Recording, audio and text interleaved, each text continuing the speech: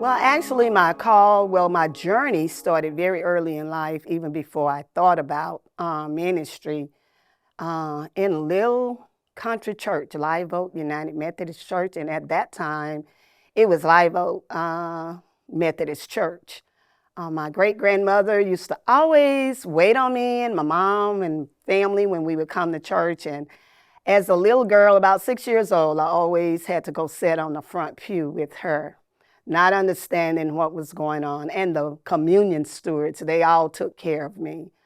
As I grew older and become part of the youth department, it just seems like it was always places for me to be in leadership and to do things. And the thing about it is, even my peers, they allowed me to just take that leadership role. I had a great aunt. She always pushed me out front to do things. So it actually my journey started very, very early. But as I moved forward and into young adulthood, I still remained at Live Oak United Methodist Church by this time.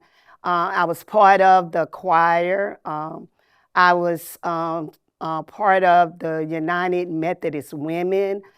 Just did a whole lot of things. And at an early age, I started working with the youth, not just being part of the youth. And then there was the late Reverend Oscar Tippin. He saw something in me that I probably didn't see in myself. So he allowed me to kind of be like the youth coordinator. And we planned a youth worship service whereby I was there to kind of coordinate things and get things going. We really did things that was out of the ordinary for the little country churches back in the day, but he believed in me, and so we went forward. Also, that very same pastor would call me out in church as we were going along, and he was standing in the pulpit and I was sitting out in the congregation, and he would call out, back home, they call me Anice. And so he said, Anice, do you want me to send your name in to the conference? And so as we continued on that journey, but then I started hearing the call that truly was my call to ministry, having these visions and dreams, and even talking with my mom and sharing things with her. I always told my mom, and I told other people, you can tell your mom things and she won't think you're crazy, where you won't be able to tell other people. And really and truly, the visions that the Lord was giving to me and the dreams that I had was no shorter than what happened to me as a pastor in the United Methodist Church. And so, as I said, my journey began very early as a little child, and it moved on through young adulthood, where I was not only part of the Methodist church, but we had community choirs and all and everything. I was just always in it. Always seeing myself in roles that I never thought I would see myself in. And so I'm very grateful that for those people who loved me enough and saw things in me that was willing to push me out front, open up my understanding, my mind, and my heart. So when my call came from the Lord, I was puzzled, but not so surprised that things was going in the way in which they did.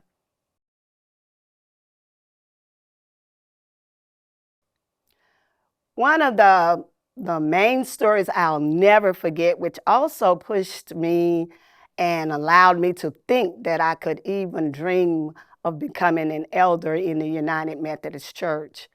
In my very first appointment in the Monroe District, as I went to visit with the district superintendent, who was Reverend Marie Williams at the time, and I walked in the door, and of course, the late Reverend John Williams was also there.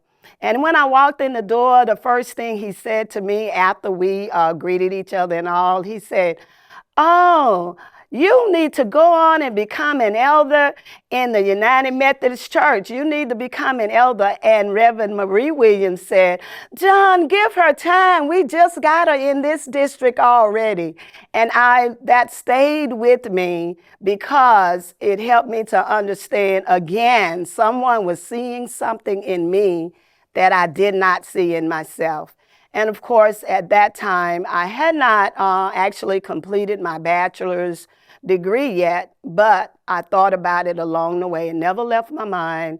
And even as I pastored in the Monroe District, serving 4 churches, I decided to go back to my old school, where I started, and that was Southeastern Louisiana University in Hammond. Quite a trip, but I did it, and I finished up my undergrad degree.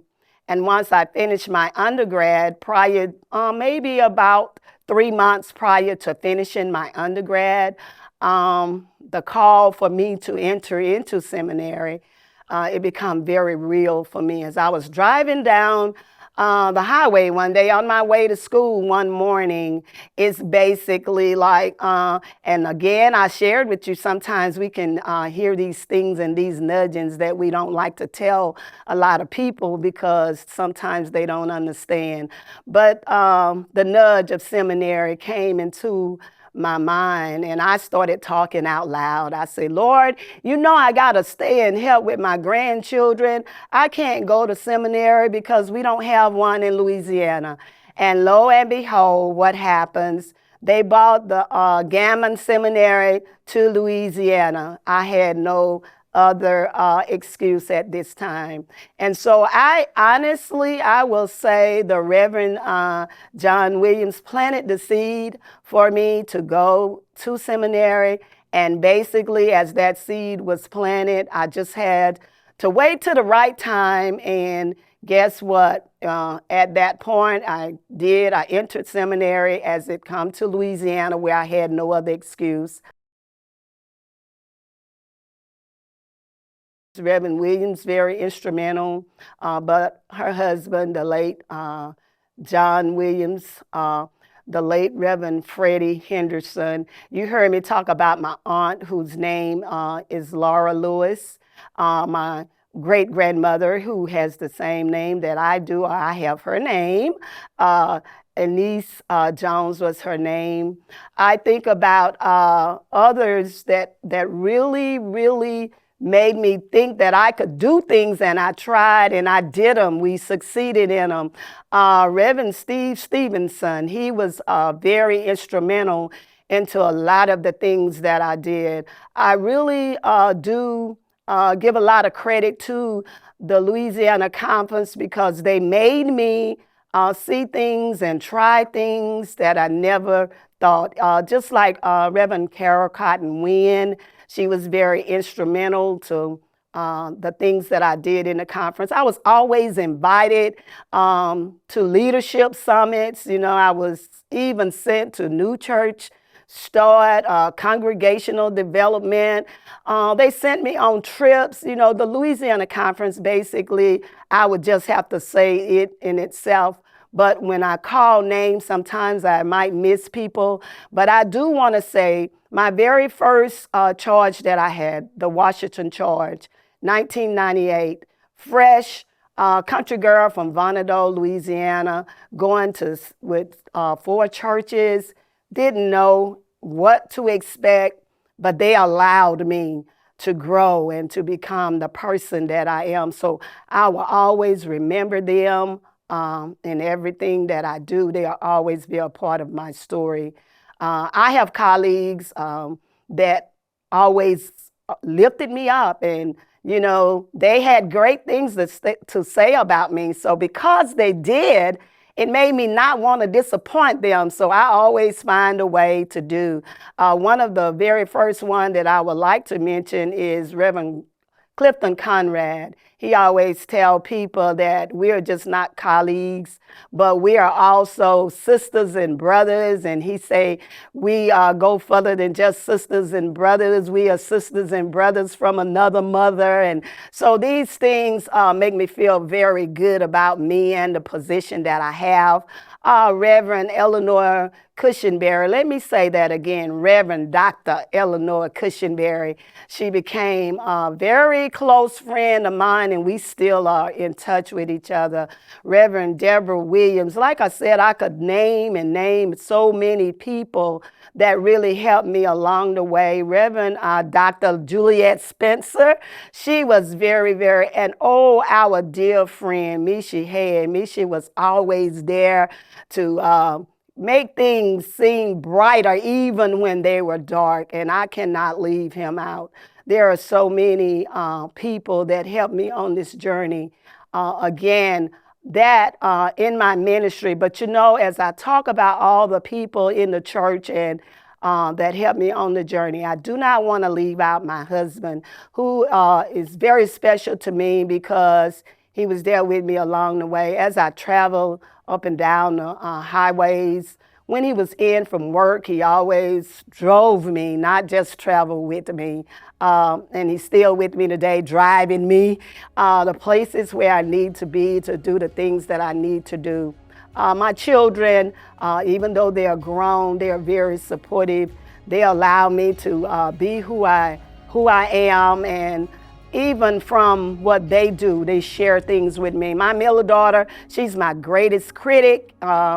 Even in my preaching, if she sees me on video or somewhere and she loves me enough to say, Mama, you know that wasn't the right way. You should have said this word or that word. And so I have people, my family is very supportive in my ministry. Again, coming from such a small town, a lot of people don't even know Vonnedo. But my people back home, they really embrace me and they help me. So no matter where they sent me in the conference, and I have been North Louisiana, Southwest Louisiana, South Louisiana, almost all over the state of Louisiana.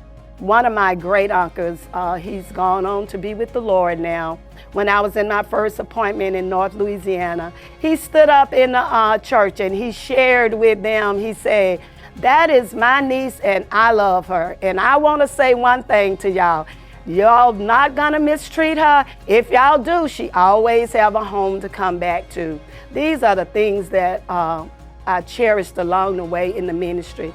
And when times got hard, I looked back over them and I knew that all will be well.